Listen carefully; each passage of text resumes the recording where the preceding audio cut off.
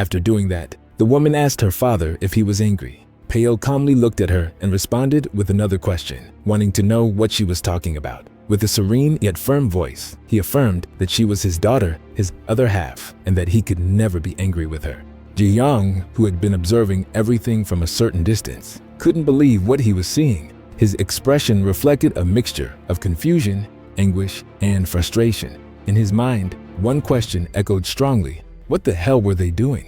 Little by little, he began to understand. He now realized that she was living someone else's life, that she had eliminated her mother, her father, and that she was now willing to destroy the entire world. He wondered if she truly planned to end everything, if she really intended to erase everyone. And for what? Simply because she felt alone? That idea was unbearable to him. He clenched his teeth in anger, thinking that it was all complete nonsense. He remembered that Pale had brought him back when he had already fully become a monster.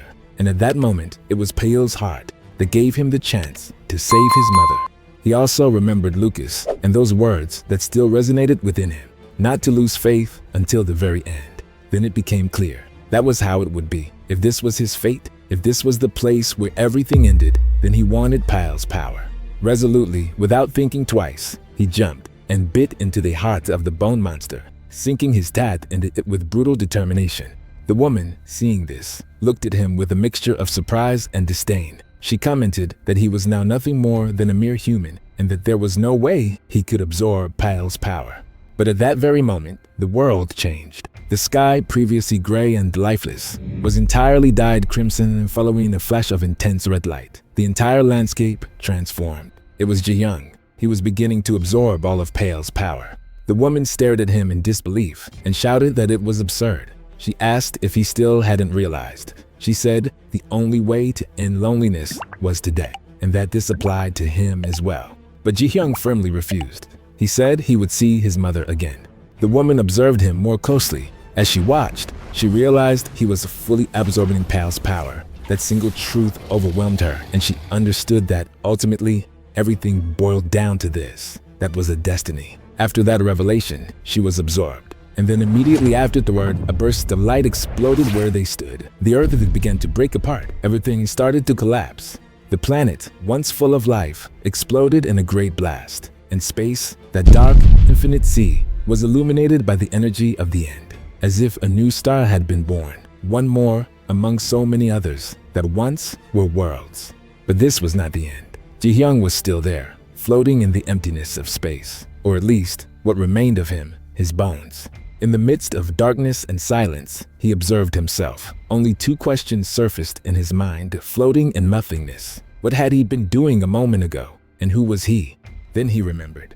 Activating his powers, he spoke his name. He was the administrator of hell. Well, without hesitation, he entered the red portal he had left open.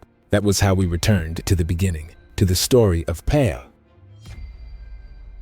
A being who had spent infinite, immeasurable time repeating one single act, destroying the world. He had forgotten who he was. He had forgotten why he did it. Only destruction, only ruins. That was all he left behind. But at some point, something inside him changed. A pang of emptiness, a sense of loss, and then he felt loneliness. He tried to create life. He tried many times. He always failed, until one day, already drained, tired, and broken inside, he tore out his own heart. And with that gesture, desperate but full of meaning, he created his clone, or rather, his daughter. A story we already knew, a story that in one way or another repeated itself again, as if the destruction of the world and its creation were part of an eternal cycle, a loop in time, where what seemed to be the end was nothing but the beginning of a new reality in which everything had already happened.